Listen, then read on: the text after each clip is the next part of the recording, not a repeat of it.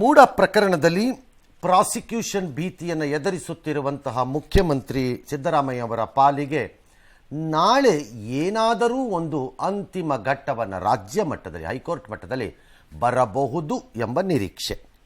ಕಾರಣ, ರಾಜ್ಯಪಾಲರ ಈ ಅನುಮತಿಯನ್ನು ಆಕ್ಷೇಪಿಸಿ ಮುಖ್ಯಮಂತ್ರಿಗಳು ಸಲ್ಲಿಸಿರುವ ರಿಟ್ ಅರ್ಜಿಯ ವಿಚಾರಣೆ ಹೆಚ್ಚು ಕಡಿಮೆ ಏನೂ ಆಗದಿದ್ದರೆ, ಎಲ್ಲವೂ ಸರಿ ಇದ್ದರೆ ನಾಳೆಗೆ ಮುಗಿಯುತ್ತದೆ. ಸಿಎಂ ಪರ ವಕೀಲ ಅಭಿಷೇಕ್ ಮನು ಸಿಂಘ್ವಿ ವಾದ ಮಂಡನೆ ಬಾಕಿ ಇದೆ. ಏನಾದರೂ ಸಣ್ಣ ಪುಟ್ಟ ಈಚೆ ಬೇರೆಯವ್ರದ್ದು ಇರಬಹುದು. ನಾಳೆ ಆದೇಶ ಬರಬಹುದು ಎಂದು ಕೆಲವರ ವಾದ. ಇನ್ನು ಕೆಲವರು ಇಲ್ಲ, ನ್ಯಾಯಮೂರ್ತಿಗಳು ಅದನ್ನು ಕಾಯ್ದಿರಿಸಿ ಆಮೇಲೆ ಕೊಡಬಹುದು ಅಂತ. ಐದರ್ ವೇ ಸ್ಟೇಜ್ ಸೆಟ್ ಆಗುತ್ತೆ. ಒಂದು ವೇಳೆ ಇಲ್ಲ, ಸರಿ ಇಲ್ಲ ಅವ್ರು ಕೊಟ್ಟಿರೋದು ಅನುಮತಿಯನ್ನು ಅಂತಾದರೆ ಸಿಎಂ ಅಷ್ಟರ ಮಟ್ಟಿಗೆ ಸೇಫ್ ಆಗ್ತಾರೆ. ಬಟ್ ಯಾರೋ ಒಬ್ಬರು ಅದಕ್ಕೆ ಸಂಬಂಧಪಟ್ಟಂತಹ ಜನ ಸುಪ್ರೀಂ ಕೋರ್ಟ್ಗೆ ಹೋಗ್ತಾರೆ. ಒಂದು ವೇಳೆ ಹೌದು ಸರಿ ಇದೆ, ರಾಜ್ಯಪಾಲರಿಗೆ ಅಧಿಕಾರ ಕೊಟ್ಟಿರುವುದು ಅಂದು ಬಿಟ್ಟರೆ ಆಗ ಒಂದಿಷ್ಟು ಕಷ್ಟಕೋಟಲೆಗಳು ಪ್ರಾರಂಭ ಆಗುತ್ತೆ ಮುಖ್ಯಮಂತ್ರಿಗೆ, ಇಲ್ಲ ಅನ್ನಕ್ಕೆ ಬರಲ್ಲ. ಆದರೆ ಅವರು ಕೂಡ ಸುಪ್ರೀಂ ಕೋರ್ಟ್ಗೆ ಹೋಗ್ತಾರೆ, ಇದಂತೂ ಗ್ಯಾರಂಟಿ. ಈ ಎಲ್ಲದರ ಮಧ್ಯೆ ವಿಪರೀತವಾದ ಚರ್ಚೆಗೆ ಬರುತ್ತಿರುವುದು ಕುರ್ಚಿ ಪಾಲಿಟಿಕ್ಸು. ಸಿಎಂ ಯಾರು ಅಂತ ಇದನ್ನು ಮಾಡುತ್ತಿರುವುದು ಕಾಂಗ್ರೆಸ್ಸಿಗರು. ಅದಕ್ಕೆ ತುಪ್ಪನೋ ಅಥವಾ ಖಾರದ ಪುಡಿನೋ ಹಾಕ್ತಿರೋದು BJP ಇರಬಹುದು, ಅಥವಾ ಇನ್ಯಾರೋ ಒಬ್ರು ಇರಬಹುದು. ಬಟ್ ಮಾಡ್ಕೋತಿರೋದು ಕಾಂಗ್ರೆಸ್ನವರು. ಏನಕ್ಕೆ ಮಾಡ್ತಿದ್ದಾರೆ ಯಾವನಿಗೂ ಗೊತ್ತಿಲ್ಲ. ಕೇಳಿದ್ರೆ ನೀವೇ ಮಾಡ್ತಿರೋದು ಒಂದು ಬಿಡ್ತಾರೆ, ಮೀಡಿಯಾನವ್ರು ಕೇಳ್ತಾರೆ. ನಾನು ಯಾಕೆ ಅದಕ್ಕೆ ಉತ್ತರ ಕೊಡಬೇಕು ಅಂದ್ರೆ ಮುಗೀತಪ್ಪ. ಇಲ್ಲ ನಾನು ಆಕಾಂಕ್ಷೆ ಇದ್ದೀನಿ ಅಂತ ಅನ್ನೋದು ಅಂದುಬಿಟ್ಟು ಸುಮ್ಮನೆ ಬಾಲ ಮುದ್ರ ಸುಟ್ಕೊಂಡು ಓಡಾಡ್ತಾರೆ ಇದ್ರ ಥರ. ಮುಂದಿನ CM ಪರಮೇಶ್ವರ್ ಅಂತ ಗೃಹ ಸಚಿವರ ಬೆಂಬಲಿಗರು ಕೂಕ್ಕೊಂಡಿದ್ದಾರೆ. ಎಲ್ಲ ಒಂದು ಕಡೆ ಕೂಗ್ಲಿ ಕೂಡಲೇ ಪರಮೇಶ್ವರ್ ರೇ ಸುಮ್ಮನಿರ್ರಿ, ಈಗಲೇ ವಿವಾದ ಆಗಿದೆ, ಅದೆಲ್ಲ ಮಾಡಬೇಡಿ, ಬೆಂಗಳೂರು ಸುಮ್ಮನಿರಿ ಅಂತಂದ್ಬಿಟ್ಟು ಸುಮ್ಮನಾಗಿದ್ದಾರೆ. ಅತ್ತ ಸತೀಶ್ ಜಾರಕಿಹೊಳಿ CM ಆಗೋದಾದರೆ ನಮ್ಮ ಬೆಂಬಲ ಅವರಿಗಿದೆ ಅಂತ ಕೆಲವು ಬೆಳಗಾವಿ ಭಾಗದ ಕೆಲವು ಶಾಸಕರು ಬಹಿರಂಗವಾಗಿ ಹೇಳಿದ್ದಾರೆ. ಈಗ ಅವ್ರನ್ನ ನಾವು ಹೇಳಿದ್ವಾ, ಹೇಳ್ರಪ್ಪ ಬಂದು ಇಲ್ಲಿ ಅಂತ ಮೀಡಿಯಾನವ್ರು ಕೇಳಿರ್ಬೋದು. ಹೇಳಕ್ಕಿಲ್ಲ ನಾವು, ನಂದೇನಿಲ್ಲಪ್ಪ, ನಾನು ಯಾಕೆ ಕೇಳಲಿರಿ, ಅದೇ ಹೈಕಮಾಂಡ್ ಇದೆಯೋ ಅವ್ರು ಮಾಡ್ತಾರೆ, ಈಗ CM ಇದಾರಲ್ಲ ಅಂದ್ಬಿಟ್ರೆ ಆಗೋಯ್ತಪ್ಪ ಕತೆ. ಇಲ್ಲ ನಾನು ಇದ್ದೀನಿ, ಅರ್ಜಿ ಇದ್ದೀನಿ ಅಂತ ಅನ್ನೋದು. ಖಾನಾಪುರದ BJP ಶಾಸಕ ಕೂಡ ಏನೋ ವೈಯಕ್ತಿಕವಾಗಿ ಬೆಂಬಲಿಸಿದಾರಂತೆ. 90 ವರ್ಷ ಕಳೆದಿರಬಹುದಾದ ಶಾಮನೂರು ಶಿವಶಂಕರಪ್ಪನವರು ಅವಕಾಶ ಸಿಕ್ಕರೆ ನಾನು ಸ್ಪರ್ಧಿ ಅಂತ ಹೇಳಿದ್ದಾರೆ. ಅವಕಾಶ ಸಿಕ್ಕಿದ್ರೆ ಯಾರು ಬೇಕಾದ್ರೂ ಸ್ಪರ್ಧಿ ಆಗ್ಬೋದು, ಶಾಮನೂರವರು ಸೇರಿದಂತೆ. ಯಾಕದನ್ನು ವಿಶೇಷವಾಗಿ ಎಲ್ಲ ಹೇಳ್ತಾ ಇದ್ದಾರೆ ಅಂದರೆ ಅವರ ವಯಸ್ಸಿನ ಆಧಾರದಲ್ಲಿ ಅವ್ರಿಗೆ CM ಆಗ್ತಿದ್ರೆ ಹೆಂಗೆ ಅನ್ನೋ ಥರ ಆಗ್ಬೋದೇನೋ. ಮಲೇಷಿಯಾದಲ್ಲಿ ಮೊಹಮ್ಮದ್ ಮಹಾತೀರ್ 93 ವರ್ಷಕ್ಕೆ ಪ್ರೈಮ್ ಮಿನಿಸ್ಟರ್ ಆಗಿದ್ರು ದೇಶಕ್ಕೆ. ಇಲ್ಲಿ 90 ಇಯರ್ಸ್ ಆದವರು CM ಆಗಬಾರ್ದು ಅಂತ ಏನಾದ್ರು ಕಾನೂನು ಇದೆಯೇ? ಪ್ರೈಮ್ ಮಿನಿಸ್ಟರ್ ಆಗಿದ್ದಾರೆ. ಇನ್ನು ಮಲೇಷಿಯಾ ಇನ್ನು ಸಣ್ಣ ದೇಶ ಅಲ್ಲ, ಏನೋ ಸೀಶೆಲ್ಸು ಸಣ್ಣ ಪುಟ್ಟ ಅಥವಾ ಶ್ರೀಲಂಕಾ ಮಾಲ್ಡೀವ್ಸ್ ಟೈಪ್ ಒಂದು ಸಣ್ಣ ದೇಶ ಆದಿದ್ರು ಓಕೆ, ದೊಡ್ಡ ದೇಶ ಅದುವೆ ಅಲ್ಲೇ ಆಗಿಲ್ವಾ ಅಂತ ಯಾರಾದರೂ ಹೇಳ್ಬೋದು.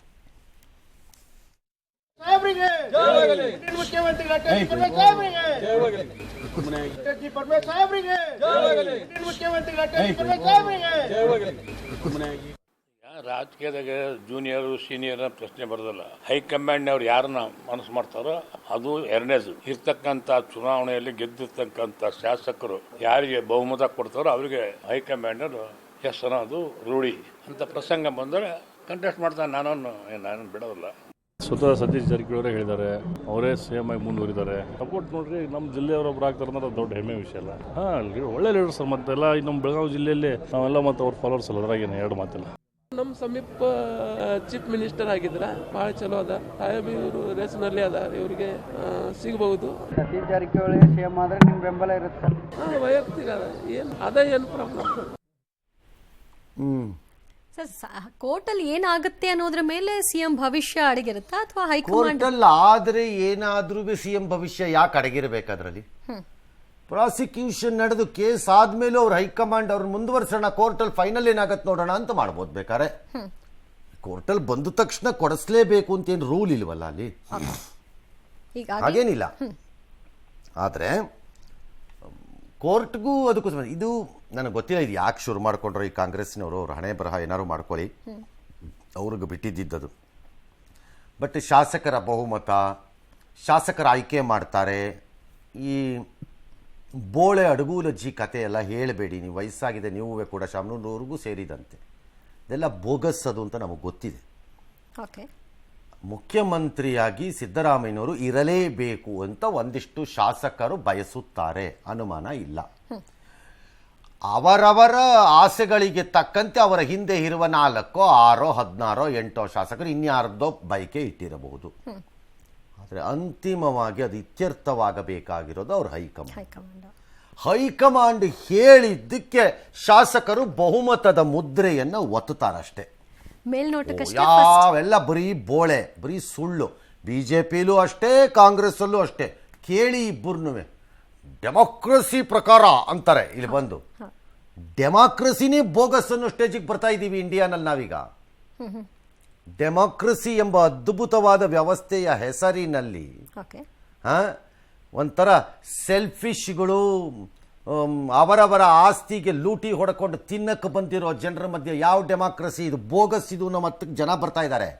ಹಾಗಾಗಿ ಯಾವ ಡೆಮಾಕ್ರಸಿ ಯಾವ ಪಕ್ಷದಲ್ಲೂ ಇಲ್ಲ. ಅವ್ರವ್ರ ಹೈಕಮಾಂಡ್ ಏನು ಹೇಳುತ್ತೆ ಅದಕ್ಕೆ ಇವರು ಡೆಮಾಕ್ರಸಿಯ ಚಾಪು ಕೊಡೋಕ್ಕೆ ಅದಕ್ಕೊಂದು ಮುದ್ರೆ ಹೊಡಿತಾರೆ ಅಷ್ಟೇ. ಹೈಕಮಾಂಡ್ ಈಗಾಗಲೇ ನಾವು ಅವ್ರ ಬೆನ್ನಿಗೆ ನಿಂತ್ಕೊಳ್ತೀವಿ ಅಂದ ಮೇಲೂ ಕೂಡ ಈ ಥರದ ಹೇಳಿಕೆ ಕೊಡ್ತಾರೆ. ಬೆನ್ನಿಗೆ ನಿಂತ್ಕೋತಾರೋ, ತಲೆ ಮೇಲೆ ನಿಂತ್ಕೋತಾರೋ, ಕೈ ಹಿಡಿದು ನಿಂತ್ಕೋತಾರೋ ನನಗೆ ಗೊತ್ತಿಲ್ಲ.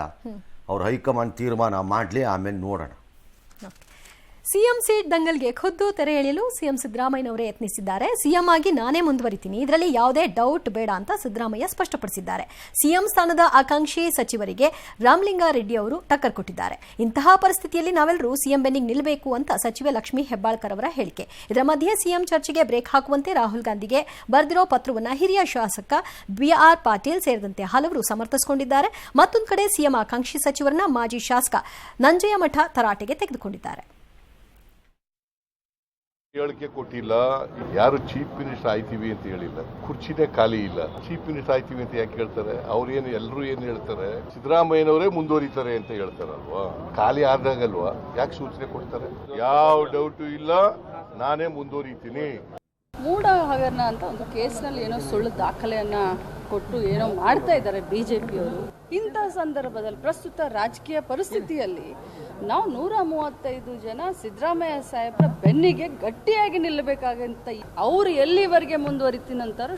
ಮುಖ್ಯಮಂತ್ರಿಗಳು ಸಿದ್ದರಾಮಯ್ಯನವರು, ನಮ್ಮ ಹಿರಿಯ ಸಚಿವರು ಕೆಲವರು ಮಾತಾಡಿದ್ದಾರೆ, ಬೇರೆ ಕೆಲವರು ಒಂದು 7-8 ಜನ ಮಾತಾಡಿದ್ದಾರೆ. ಅದರಿಂದ ಆ ಥರ ಮಾತಾಡೋದ್ರಲ್ಲಿ ಅರ್ಥ ಇಲ್ಲ, ಮಾತಾಡೋಕೆ ಹೋಗಬಾರ್ದು ಅಂತ ನಾನು ಅವರಲ್ಲಿ ಕೂಡ ಮನವಿ ಮಾಡ್ತೀನಿ.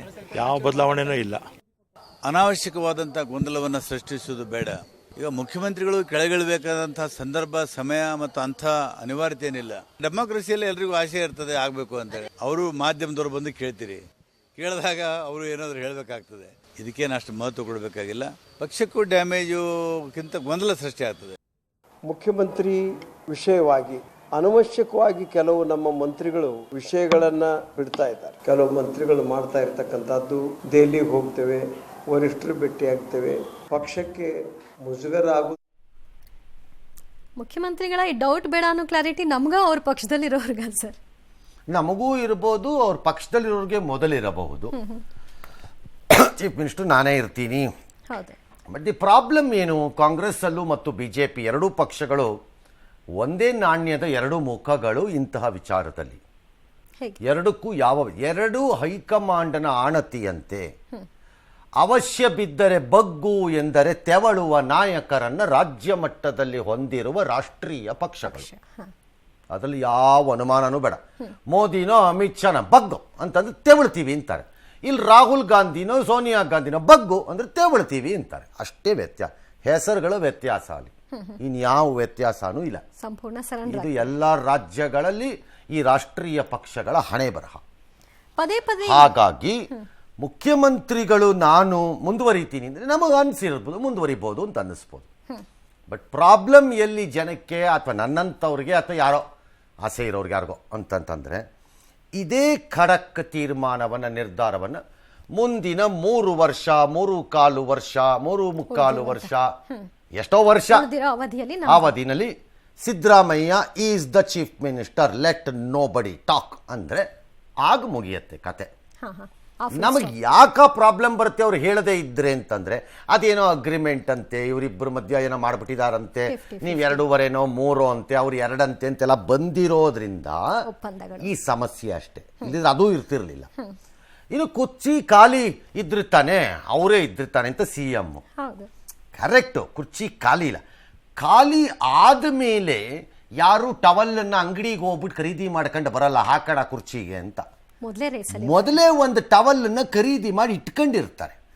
ಫಾರ್ ಎಕ್ಸಾಂಪಲ್, ಟ್ರೈನ್ ಇನ್ನೇನು ಹೊರಡುತ್ತೆ ಅಂದಾಗ ರಿಸರ್ವೇಷನ್ಗೆ ಯಾರೂ ಹೋಗಲ್ಲ. ಟ್ರೈನ್ ತುಂಬ ದಿನ ಹೋಗೋಕ್ಕೆ ಮೊದಲೇ ಪ್ಲ್ಯಾನ್ ಮಾಡಿಕೊಂಡು ರಿಸರ್ವ್ ಮಾಡಿ ಇಟ್ಕೋತಾರೆ ಸೀಟನ್ನು. ಹಾಗೆ ಇವರೆಲ್ಲ ರಿಸರ್ವೇಷನ್ ಪಾಪ ಮಾಡಿ ಇಟ್ಕೋತಾ ಇದ್ದಾರೆ ಸೀಟನ್ನು. ಸಿಕ್ಬೋದು, ಸಿಕ್ಕದೇ ಇರ್ಬೋದು. ಕೆಲವರು ಈ ಕ್ಯೂ ಕೋಟಾನಲ್ಲಿ ಇರ್ತಾರೆ, ಎಮರ್ಜೆನ್ಸಿ ಕೋಟಾಲ್ ಇದ್ದಾರೆ. ಅದು ಲಾಸ್ಟ್ ಮಿನಿಟಲ್ಲಿ ಟ್ರೈನ್ ಹೊರಡೋ ಟೈಮಲ್ಲಿ ಈ ಕ್ಯೂ ಕೋಟಾ ರಿಲೀಸ್ ಆಗುತ್ತೆ. ಹಾಗೆ ಇಲ್ಲಿ ಯಾರಿಗೆ ರಿಲೀಸ್ ಆಗುತ್ತೋ ಗೊತ್ತಿಲ್ಲ ಪಾಪ. ಹಾಗಾಗಿ ಖಾಲಿ ಆದ್ರೇ ಚರ್ಚೆ ಆಗಬೇಕು, ಖಾಲಿ ಆದ ಮೇಲೆ ಚರ್ಚೆ ಆಗಬೇಕು ಅಂತೆಲ್ಲ ಯಾವ ನಿಯಮನೂ ಇಲ್ಲ.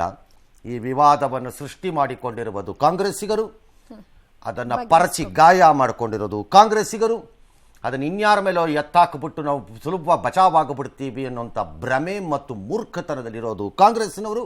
ಹಾಗಾಗಿ ಅದನ್ನು ಸಾಲ್ವ್ ಮಾಡ್ಕೋಬೇಕಾಗಿರೋದು ಕಾಂಗ್ರೆಸ್ನವರು. ಬೇಕಾದರೆ ಮಾಡ್ಕೊಳ್ಳಿ, ಸಾಕಾದರೆ ಬಿಟ್ಕೊಳ್ಳಿ. ಮೊದಲೇ ಕಾಸಿಲ್ಲ, ಅಭಿವೃದ್ಧಿ ಕಾರ್ಯ ನಡೀತಿಲ್ಲ. ಅಲ್ಲಿ ಇಲ್ಲಿ ಎಲ್ಲೋ ಒಂದು ಸಣ್ಣ ಗುಳ್ಳೆ ಇದ್ದರೆ ಆ ಜಾಗಕ್ಕೆ ಮಾತ್ರ ಒಂದು ಮುಲಾ ಮುಚ್ಚಿಬಿಟ್ಟು ಅದನ್ನು ಮುಚ್ಚೋ ಥರ ಗುಂಡಿ ಮುಚ್ಚೋದು, ಇನ್ಯಾವುದೋ ಊರಿನಲ್ಲಿ ಯಾವುದೋ ಒಂದೊಂದು ತೋರಿಸೋದು, ಈ ರೀತಿ ನಡೀತಿದೆ ವರ್ಕು. ಕಾಸಿಲ್ಲ, ಕವಡೆ ಇಲ್ಲ ನಿಮ್ಮ ಹತ್ರ. ಮೊದಲೇ ಆಡಳಿತ ಕಳೆದ 4 ತಿಂಗಳಿಂದ ಅಡ್ಮಿನಿಸ್ಟ್ರೇಷನ್ ಅನ್ನೋಂಥ ಟಾಕೇ ಇಲ್ಲ. ಬರೀ ಇದೇ talk, MUDA talk, Valmiki talk, CM ಬದಲಾವಣೆ ಟಾಕು, ಆ ಟಾಕು, ಈ talk. There is nothing to show where this government is heading to. ಏನ್ ಕೇಳಬೇಡಿ, ಬೇರೆ ಮಾತಿದ್ರೆ ಗ್ಯಾರಂಟಿ ಅನ್ನೋದು. ಆ ಗ್ಯಾರಂಟಿನೂ ಇಲ್ಲ ಹಾಳಾಗೋಗ್ಲಿ ಅಂತಂದ್ರೆ. ಅದಕ್ಕೆ 2 ತಿಂಗಳು ಕೊಟ್ಟಿಲ್ವಂತೆ, ಇದಕ್ಕೆ 3 ತಿಂಗಳು ಕೊಟ್ಟಿಲ್ವಂತೆ, ಇದಕ್ಕೆ 1 ತಿಂಗಳು ಕೊಟ್ಟಿಲ್ವಂತೆ ಅಂತ. ಅದು ಬೇರೆ, ಅದು ಬೇರೆ. ಎಸ್. ಇನ್ನು ಶಿವಕುಮಾರ್ ಕುರ್ಚಿ ಕಾಳಗದ ಮಧ್ಯೆ ಅಮೆರಿಕಕ್ಕೆ ಹೋಗಿದ್ದಾರೆ.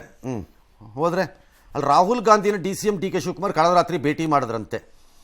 ಮೇರಿಲ್ಯಾಂಡ್ನ JSS ಆಧ್ಯಾತ್ಮಿಕ ಕೇಂದ್ರಕ್ಕೆ ಹೋಗಿದ್ರು. ಅಲ್ಲಿಂದ ಅದೇನೋ ಸುತ್ತೂರು ಶ್ರೀಗಳನ್ನ ಭೇಟಿ ಮಾಡಿದ್ಮೇಲೆ ವಾಷಿಂಗ್ಟನ್ಗೆ ಹೋಗಿದ್ದಾರೆ. ಅಲ್ಲಿ ವಾಷಿಂಗ್ಟನ್ ಹೋಟೆಲ್ಗೆ ಹೋಗಿದ್ದಾರೆ ಯಾವುದಕ್ಕೋ. ಅಲ್ಲಿ ರಾಹುಲ್ ಗಾಂಧಿನೂ ಇದ್ರಂತೆ. ಹಾಗಾಗಿ ಅವರಿಬ್ಬರ ನಡುವೆ ಅನಿರೀಕ್ಷಿತ ಭೇಟಿ ನಡೆದುಬಿಟ್ಟಿದೆ ಅಂತ DK ಪರ ಕ್ಯಾಂಪ್ನ ವ್ಯಾಖ್ಯಾನನ. ಆಹಾ, ಸರಿ. ಪ್ರಹ್ಲಾದ್ ಜೋಶಿ ಅವರು ಇಲ್ಲ, ಅವ್ರು CM ಆಗೋ ಉದ್ದೇಶಕ್ಕೆ ಅಮೆರಿಕಕ್ಕೆ ಹೋಗಿ ರಾಹುಲ್ ಗಾಂಧಿ ಭೇಟಿ ಮಾಡಿದ್ದಾರೆ ಅಂತ. ಸರಿ, ಇದಕ್ಕೆ ಕೆಲವರೆಲ್ಲ ಸ್ಪಷ್ಟನೆ, ಬೇರೆ ಕೆಲಸವಿಲ್ಲ ರೀ, ಅವ್ರು ಆಕಸ್ಮಿಕ ಅಷ್ಟೇ, ಅರ್ಥ ಆಗಿರ್ತಾ ಏನು ಕಲ್ಪಿಸೋಂಗಿಲ್ಲ ಅಂತ ಇವ್ರು ಅಂದುಬಿಟ್ಟಿದ್ದಾರೆ. ಇವ್ರು ಅಂದುಬಿಟ್ಟ ತಕ್ಷಣ ಅರ್ಥ ಕಲ್ಪಿಸಲ್ವಾ? ಇದ್ದೇ ಇರುತ್ತಲ್ಲ ರಾಜಕಾರಣದಲ್ಲಿ, 40% ಅಂದ್ಬಿಡ್ತಾರೆ ಜನ ನಂಬಬೇಕು ಅಂತ ನೀವು ಎಕ್ಸ್ಪೆಕ್ಟ್ ಮಾಡಲಿಲ್ವಾ? ಹಾಗೆ ನಂಬಿಸೋದು ಮಾಡಿದ್ರೆ ನಿಮಗೆಲ್ಲ ಗೊತ್ತಾಗ್ಬಿಡುತ್ತೆ. ಮುಖ್ಯಮಂತ್ರಿ ಅನ್ನುವಂಥ ಕಾರಣಕ್ಕೋಗಿ ಅಲ್ಲಿ ಭೇಟಿಯಾಗ್ಯಾರ. ಅದು ಎಲ್ಲರ ಯಾರು ಭಾರತೀಯರು ನಿಮ್ಗೆ ಫೋನ್ ಮಾಡಿ ಹೇಳ್ತಾರ ಅಂತ ಒಂದು ಫೋಟೋ ಬಿಟ್ಟಾರ ಅಷ್ಟೇ. ಅವರ ಕುಟುಂಬ ಕರ್ಕೊಂಡು ನಾವು ಅಮೆರಿಕಕ್ಕೆ ಹೋಗಬೇಕು ಅಂತೇಳಿ ಹೋಗಿದ್ದಾರೆ. ಆಕಸ್ಮಿಕವಾಗಿ ರಾಹುಲ್ ಗಾಂಧಿ ಅವರು ಹೋಟೆಲ್ನಲ್ಲಿ ಸಿಕ್ಕಿದ್ದಾರೆ ಅಂದಾಗ ಅವ್ರ ಎದುರುಗಡೆ ಬಂದ್ರೆ ಓಡೋಗಕ್ಕಾಗತ್ತೆ? ಕುತೂಹಲ ಏನ್ರಿ? DK ಶಿವಕುಮಾರ್ ಸಾಹೇಬರು ಹೋಗಿದ್ದಾರೆ, ಅಲ್ಲಿ ರಾಹುಲ್ ಗಾಂಧಿ ಅವರು ಕೂಡ ಇದ್ದಾರೆ, ಭೇಟಿ ಆಗಿರ್ತಕ್ಕಂಥದ್ದು. ಮತ್ತು ನಮ್ಮ ನಾಯಕರು ಸಂವಾದದಲ್ಲಿ ಭಾಗವಹಿಸೋಕ್ಕೋಸ್ಕರ ರಾಹುಲ್ ಗಾಂಧಿ ಅವರು ಹೋಗಿದ್ರು. ಇವರು ವೈಯಕ್ತಿಕ ವಿಚಾರಕ್ಕೋಸ್ಕರ ಅವ್ರ ಕುಟುಂಬ ಸಮೇತ ಅಮೆರಿಕಕ್ಕೆ ಹೋಗಿದ್ದಾರೆ. ವಿದೇಶಗಳಲ್ಲಿ ಎಲ್ಲೇ ಹೋದ್ರು ಪ್ರೀ ಬುಕಿಂಗ್ ಇರುತ್ತಲ್ವಾ ಸರ್? ಇದನ್ನ ಅನ್ಎಕ್ಸ್ಪೆಕ್ಟೆಡ್ ಅನ್ನೋಕ್ಕಾಗಲ್ಲ. ನನಗೇನದು ಹೋಟೆಲಲ್ಲಿ ಅವರು ಆ ಹೋಟ್ಲಲ್ಲಿ ಇದ್ದಿದ್ದೇ ಇವ್ರು ಗೊತ್ತಿರಲಿಲ್ಲ. ಇವರು ಆಕಸ್ಮಿಕವಾಗಿ ಒಳಗೆ ಹೋಗ್ತಾ ಇದ್ರು, ಲಿಫ್ಟಲ್ಲಿ ಸಿಕ್ಬಿಟ್ರು ಇಬ್ರು. ಎಷ್ಟೋ ವರ್ಷದ ಗೆಳೆಯ, ಯಾವಾಗ ಬಂದೆ ನೀನು ಅಂತ ಅವ್ರು ಮಾತಾಡಿಸ್ಬಿಟ್ರು. ಇದೆಲ್ಲ ಬಿಡಬೇಡಿ. ರೈಲನ್ನ ಗೊತ್ತಿರಲ್ಲ, ರಾಹುಲ್ ಗಾಂಧಿ ಯಾವ ಹೋಟ್ಲಲ್ಲಿ ಇದ್ದಾರೆ ಅನ್ನೋದು DK ಶಿವಕುಮಾರ್ ಗೊತ್ತಿರಲ್ವಾ? ಅದೆಲ್ಲ ಹೇಳಬೇಡಿ. ಹೋಗಿದ್ದೀರಿ, ನಿಮ್ಮ ವೈಯಕ್ತಿಕ ಕೆಲಸಕ್ಕೆ ಇರಬಹುದು, ನೀವು ಅದೇ ಹೋಟೆಲ್ಗೆ ಹೋಗಿರಬಹುದು, ಅಥವಾ ಅವರಲ್ಲಿ ಇದ್ದಾರೆ ಅಂತ ನೀವು ಅಲ್ಲೇ ಒಂದು ರೂಮನ್ನು ಮಾಡಿಸಿರಬಹುದು. ಭೇಟಿ ಆಗಿದೆ. Point is simple. ಒಂದಂತೂ ಸ್ಪಷ್ಟವಾಗಿ ಹೇಳ್ತೀನಿ, ಪ್ರಹ್ಲಾದ್ ಜೋಶಿ ಅವರು ಹೇಳ್ದಂಗೆ ಅಲ್ಲ. CM ಆಗಕ್ಕೆ DK ಹೋಗಿ ಅಮೆರಿಕ ವಾಷಿಂಗ್ಟನ್ನಲ್ಲಿ ರಾಹುಲ್ ಗಾಂಧಿ ಭೇಟಿ ಮಾಡಬೇಕು ಅನ್ನೋ ಪರಿಸ್ಥಿತಿ ಏನಿಲ್ಲ. ಅಲ್ಲೋಗಿ ಭೇಟಿ ಮಾಡಿ ಏನಪ್ಪ ಪರಿಸ್ಥಿತಿ? ಏಕೆ ಅದೇನು CIA ಡೈರೆಕ್ಟರ್ ಬರಬೇಕಾ ಮಧ್ಯದಲ್ಲಿ? ಏನಿಲ್ಲ. ಅಲ್ಲಿ ಅವ್ರು CM ಆಗಬೇಕು ಅನ್ನೋ ಚರ್ಚೆ ಮಾಡೋದಾದ್ರೆ ಡೆಲ್ಲಿಲೇ ಮಾಡ್ಬೋದು ಆ ಕೆಲಸ. ಅದಕ್ಕೆ ಅಮೇರಿಕಕ್ಕೆ ಹೋಗಿ ಚರ್ಚೆ ಮಾಡುವಂಥದ್ದು ಏನಿಲ್ಲ ಅಂತ ನನ್ನ ಭಾವನೆ. ಅಲ್ವೇ? ಇಲ್ಲಿ ಪದೇ ಪದೇ ಸಿಎಂ ಚರ್ಚೆ ಆಗ್ತಿರೋದ್ರಿಂದ ವರಿ ಅವ್ರಿಗೂ ಇರುತ್ತಲ್ಲ ಸರ್. ಯಾರಿಗೆ? DK ಶಿವಕುಮಾರ್ ಯಾಕೆ ಇರಬೇಕು? ಕ್ಲೈಮ್ ಮಾಡ್ತಿರೋರು ಬಹಳ ಜನ ಇರ್ಬೇಕಾದ್ರೆ ರೇಸ್ ಇರಲಿ, ಇದ್ರೇನೀಗ? ಸೊ ಆ ಬಗ್ಗೆ ಅವ್ರಿಗೂ ಅಂದ್ರೆ ಅವ್ರು ಅಮೆರಿಕಕ್ಕೆ ಹೋಗಿದ್ದಾರೆ, ಅಲ್ಲ ಅದನ್ನ ಏನಿದೆ, ಮುಂದಕ್ಕೆ ಹೋಗೋಣ. ಇನ್ನು ಬಿಜೆಪಿ ಅವಧಿಯ ಅಕ್ರಮಗಳ ಪರಿಶೀಲನೆಗೆ ಗೃಹ ಸಚಿವ ಪರಮೇಶ್ವರ್ ನೇತೃತ್ವದಲ್ಲಿ ಸಂಪುಟ ಉಪಸಮಿತಿಯನ್ನ ರಾಜ್ಯ ಸರ್ಕಾರ ರಚಿಸಿದೆ. 2 ತಿಂಗಳಲ್ಲಿ ವಿಪಕ್ಷಗಳ ವಿರುದ್ಧ ಆರೋಪ ಪಟ್ಟಿ ಸಿದ್ಧಪಡಿಸಿ ಕಾನೂನು ಹೋರಾಟಕ್ಕೆ ಸಿಎಂ ಸಿದ್ದರಾಮಯ್ಯ ಪ್ಲಾನ್ ಮಾಡಿ ಅಂತ ಹೇಳಿದ್ದಾರೆ. ಇದು ಸಹಜವಾಗಿಯೇ ಬಿಜೆಪಿ ಆಕ್ರೋಶಕ್ಕೆ ಕಾರಣವಾಗಿದೆ. ಇದು ದ್ವೇಷ ರಾಜಕೀಯ ಅಂತ ಬಣ್ಣಿಸಿದೆ. ಕಾಂಗ್ರೆಸ್ ಸರ್ಕಾರ ಭ್ರಷ್ಟಾಚಾರದ ಸುಳಿಯಲ್ಲಿ ಸಿಲುಕಿದ್ದು ಜನರನ್ನ ದಾರಿ ತಪ್ಪಿಸಲು ಇದನ್ನ ಮಾಡ್ತಾ ಇದೆ ಅಂತ ಅಶೋಕ್ ಕಿಡಿಕಾರಿದ್ದಾರೆ. ಈ ಬೆದರಿಕೆ ತಂತ್ರ ಬಿಡಬೇಕು ಅಂತ ಸರ್ಕಾರಕ್ಕೆ ಎಚ್ಚರಿಕೆ ನೀಡಿದ್ದಾರೆ. ಇನ್ನು ಇದೆಲ್ಲ ಬರೀ ಮಕ್ಕಳಾಟ ಅಷ್ಟೇ ಅಂತ ಆರಗ ಜ್ಞಾನೇಂದ್ರ ಅವರ ವ್ಯಾಖ್ಯಾನ. ಆದರೆ ಸಂಪುಟ ಉಪಸಮಿತಿ ರಚನೆಯನ್ನ ಸಿಎಂ ಸಿದ್ದರಾಮಯ್ಯ ಸಮರ್ಥಿಸಿಕೊಂಡಿದ್ದಾರೆ. ನಾನು ದ್ವೇಷ ರಾಜಕೀಯ ಮಾಡಲ್ಲ, ತಪ್ಪು ಆಗಿರೋ ಬಗ್ಗೆ ತನಿಖೆ ಮಾಡಿಸ್ತೀವಿ ಅಷ್ಟೇ ಅಂತ ತಿಳಿಸಿದ್ದಾರೆ. ಬಿಜೆಪಿಯೇ ದ್ವೇಷ ರಾಜಕಾರಣ ಮಾಡ್ತಿದೆ ಅಂತ ದೂಷಿಸಿದ್ದಾರೆ.